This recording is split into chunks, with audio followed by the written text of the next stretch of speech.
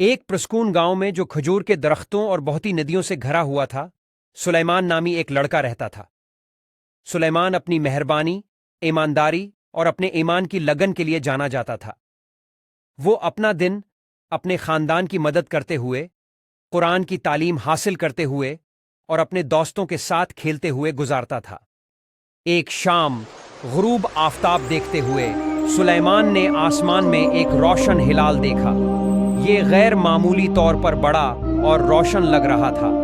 दिलचस्प होकर सुलेमान ने अपनी दादी से उसके बारे में पूछा। उन्होंने उसे एक पुरानी कहानी सुनाई जो नस्ल दर नस्ल चलती आ रही थी। बहुत पहले एक आलिम फारूक ने एक बड़ा राज छिपा दिया था। उसने सरजमीन पर इशारे छोड़े और पहला इशारा चांद के हिलाल की रोशनी में छिपा हुआ था। इस रात सुलेमान ने एक जानदार ख्वाब देखा। इसके ख्वाब में एक बूढ़ा आदमी जो लंबी दाढ़ी और रोशन चेहरे वाला था जाहिर हुआ। बूढ़े आदमी ने कहा, सुलेमान, तुम्हारा दिल पाक है और तुम्हारी अक्ल तेज है। चांद के हिलाल की रोशनी की पैरवी करो और तुम इस राज को पाओगे जो हमारे लोगों के लिए बहुत फायदा मंद हो सकता है। जब सुलेमान बीदार हुआ, वो मकसद की एक एहसास से भर गया। उसने अपने ख्वाब को अपने वालिदीन के साथ शेयर किया, जिन्होंने उसे गांव के इमाम की रहनुमाई हासिल करने की तरगीब दी। इमाम ने सुलेमान की कहानी बड़ी दिलचस्पी से सुनी। वो मानते थे कि सुलेमान को एक खास मकसद के लिए चुना गया है। इमाम ने सुलेमान को एक कदीम नक्शा दिया जो सदियों से मस्जिद में महफूज था। नक्शे ने एक दूर दराज पहाड़ों में एक गार की तरफ इशारा किया, जहां अगला इशारा छिपा हुआ था। इमाम ने सुलेमान की कहामाम की दुआओं और अपने खानदान की हमायत के साथ सुलेमान ने अपने सफ़र का आगाज़ किया।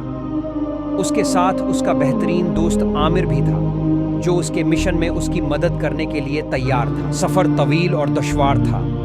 सुलेमान और आमिर ने कई चैलेंजों का सामना किया, जिनमें वसिया सहरा को अबूर करना, घने जंगलों में रास्ता तलाश करना और ऊंचे पहाड़ों पर चढ़ना शामिल था।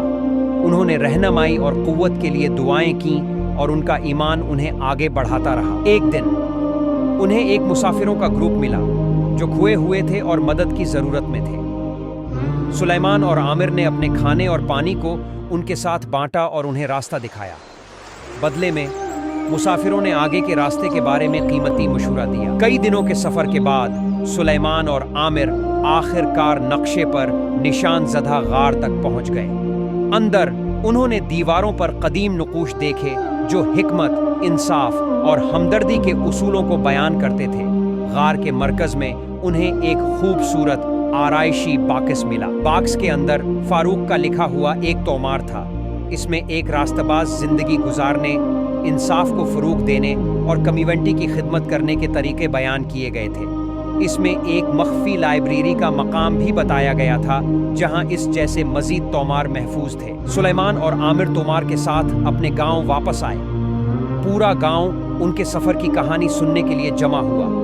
इमाम ने तोमार में मौजूद तालीमात को लोगों के सामने पढ़ा और हर कोई इसमें मौजूद हिकमत और रहनुमाई से मुतासिर हुआ। सुलेमान की दरियाफ़त ने गांव को बड़ा फ़ायदा पहुंचाया। गांव वालों ने अपनी रोज़मर्रा की ज़िंदगी में इन तालीमात को नाफिज करना शुरू कर दिया, जिससे एक ज़्यादा हम आहंग और खुशहाल कम्युनिटी बनी। सुलेमान और चांद के हिलाल का राज की कहानी दौर दौर तक फैल गई। दूसरों को इल्म हासिल करने और अपने ईमान के उसूलों पर अमल करने की तरगीब थी। कहानी का अखलाक, ईमान, हिकमत और एक पाक दिल अजीम दरियाफ्तों का बायस बन सकते हैं, जो पूरी कम्युनिटी के लिए फ़ायदा मंद होती हैं। हकीकी दौलत इल्म और रास्तबाजी में होती है।